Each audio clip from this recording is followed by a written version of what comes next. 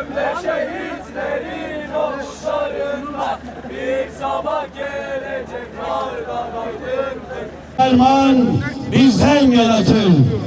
Dünya düşman olsa da iman bizden yanadır diyeceğiz. Ve hep birlikte haykıracağız. Ve diyeceğiz ki Mavi Marmara onurumuzdur. Mavi Marmara onurumuzdur.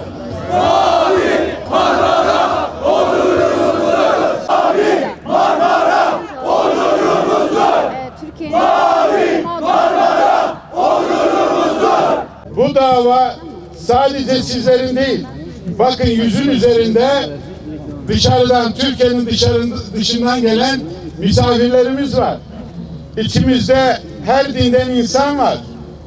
İşte Drol kendisi bir Yahudidir.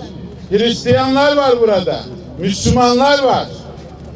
Hepimiz bu davanın peşindeyiz.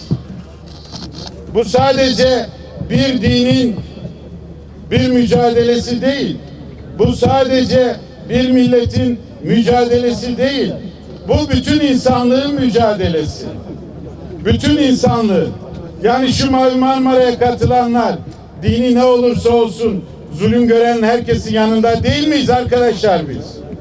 Peki nasıl bu davayı bitirebilirsiniz? Asla bu dava bitmeyecek. Bunu ortaya koydunuz. Bakın kaç yaşında Mavi Marmara'ya bindi. Şu amcaya bakın. 90 yaşına yakın. Bir yine bundan daha yaşlı olan gelemediği için bir papaz vardı. Bu Mavi Marmara insanlığın gemisiydi.